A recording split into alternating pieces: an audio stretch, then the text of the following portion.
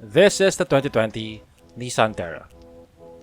You probably can't tell, but it's been updated for the 2020 model year. Is it still worth your money in 2020? Let's find out.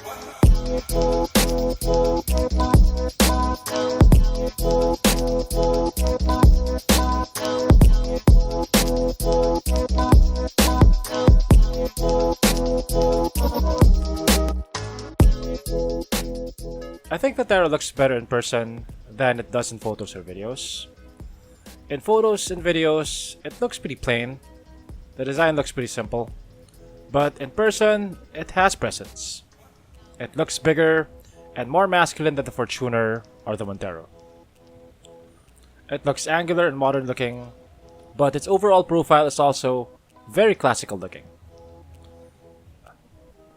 It looks pretty burly with its short overhangs and bulging fenders.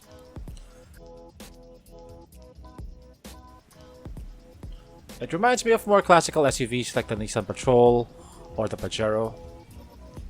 It harkens back to the days when SUVs were vehicles for politicians rather than the family vehicles that they are now.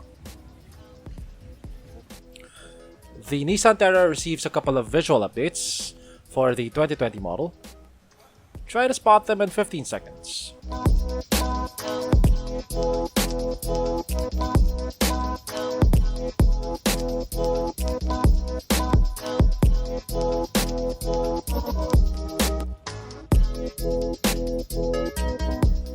Okay, so if you didn't notice the difference, the 2020 model now has black grille inserts. And it also has a rear spoiler. Needless to say, the changes are pretty minor. If you want your 2019 Terra to look like a 2020 model, you could just paint the grille and buy a rear spoiler. It also has been updated on the interior, which I'll show you later.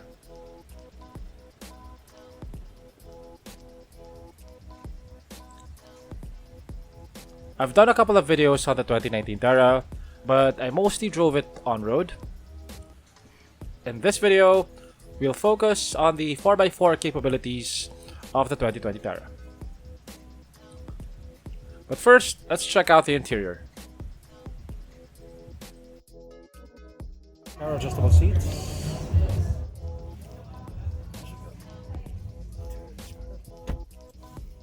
Okay, the interior of the 2020 Terra looks the same as the 2019 model. Except for this touchscreen display, which is now bigger. It is now an 8-inch display.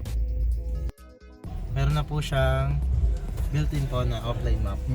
Pwede po kayong at least po, even na nasa medyo walang signal kayong lugar, meron pa rin po kayong mapa na maaasahan na makakapag-assist sa inyo. It's all hard plastic. This is also hard plastic. This is leather though.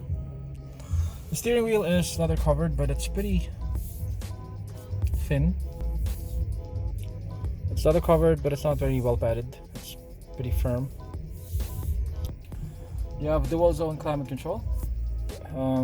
You have buttons instead of knobs. You have one 12-volt outlet over here and one USB port over here. And this is a non-slip surface for your phone. Over here is your diff lock button, rear differential lock, hill descent. This is your selector for 2-wheel drive, 4 high and 4 low. You can shift from 2-wheel drive to 4 high without stopping, but you have to stop to shift to 4 low. The vehicle has a 7-speed automatic transmission. The Terra has leather seats. I like the color. It's dark brown. And you have white stitching. Bolstering is just okay.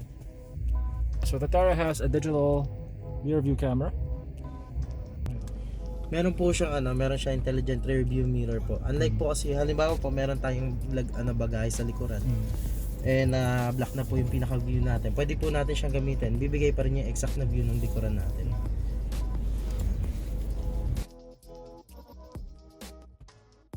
You can automatically tumble the rear seats by pressing this button.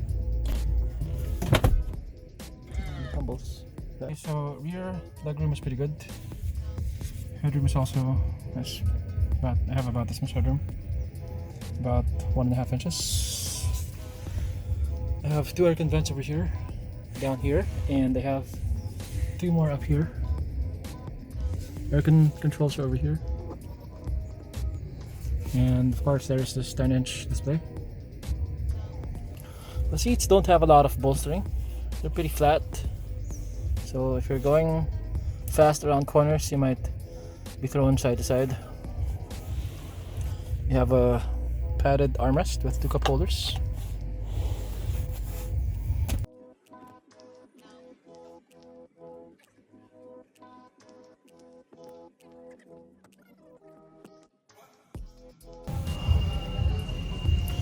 Okay, one complaint that I have on the Terra is that this is not even.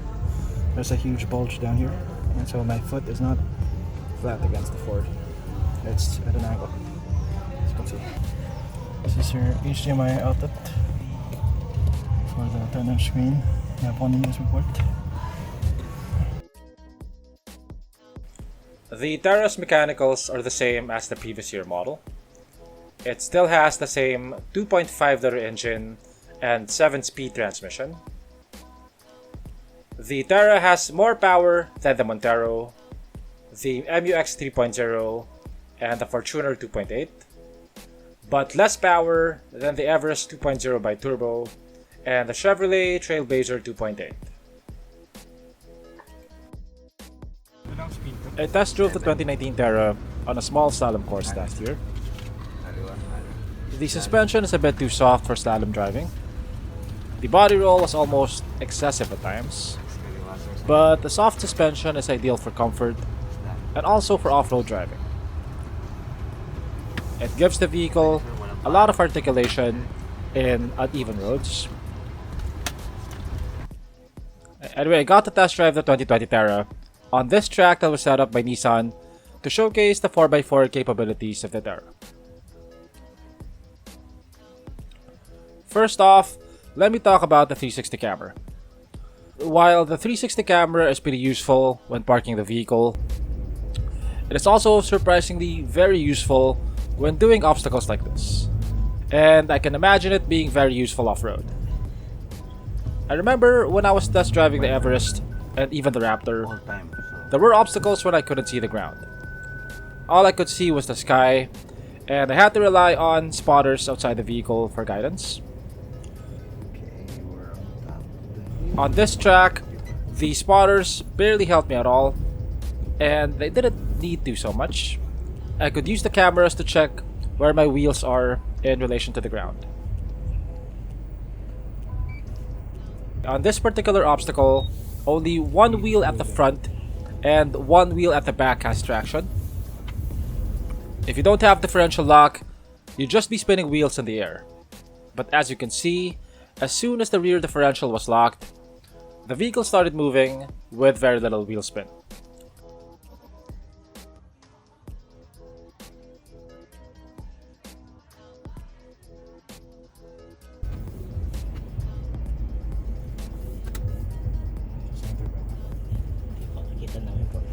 Meron din siya sir predictive line, ayun po. Yan yung binibigay niya exact na dadaanan ng sasakyan.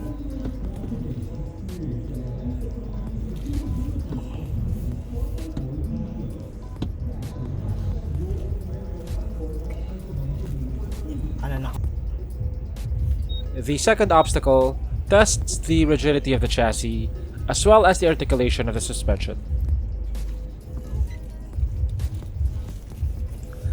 As far as rigidity goes, there were no creaks or noises coming from the chassis, which probably means that there was very little flexing, if there was any at all. The rear wheel lifted off the ground. The two-wheel drive version of the Terra wouldn't be able to tackle this obstacle using the same lines, but because this is four-wheel drive, the front wheels can pull the rest of the vehicle even if the rear wheels lose traction.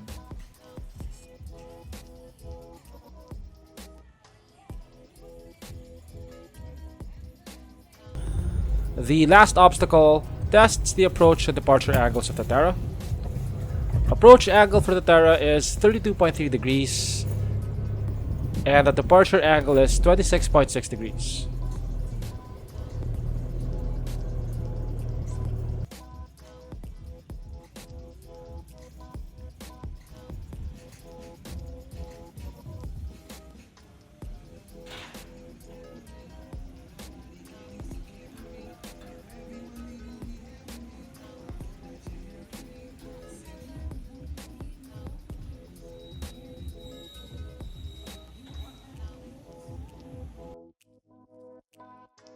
Competition: Ford Everest 2.0 Titanium Bi-Turbo. The main advantage of the Terra over the Everest is the 360 camera, and also the price. The Terra is cheaper than the Everest. The Everest has adaptive cruise control. It has a panoramic sunroof. It has a power tailgate. It has power folding third row seats. It has a nicer interior. It has self-parking. It has autonomous braking, among others. So you're still in charge of how fast you go in, and if you're in. Fortuner V 4x4. In terms of features and performance, the Terra is ahead of the Fortuner in almost every objective measure. The Terra has better engine performance. It has more active safety features. Subjectively though, I think the interior of the Fortuner looks a lot better than the interior of the Terra.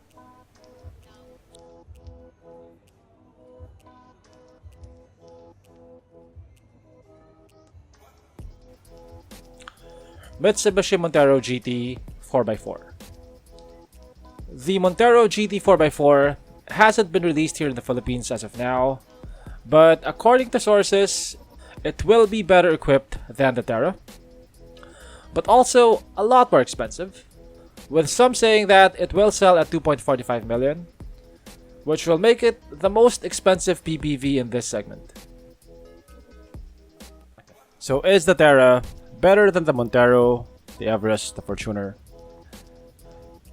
I actually have a video where I ranked the different PPVs in different categories. If you want to watch that video, click on the link above. Different people have different criteria for what they want in an SUV. So I can't really say objectively which one is the best or which one is better than the other. In terms of objective criteria, like features and performance, I think the Everest comes in at first. It has the most features, and it also has the most powerful engine. I think the biggest competitor to it would be the Montero GT 4x4, which hasn't been released yet. And then I think the Terra comes in at second or third. I think the biggest point against the Terra is the interior. I think it has the second worst looking dashboard in the segment, next to the MUX. Overall, the Terra is a pretty good looking SUV. It is priced pretty competitively, and in terms of tech and advanced safety features, I think it's among the top 3.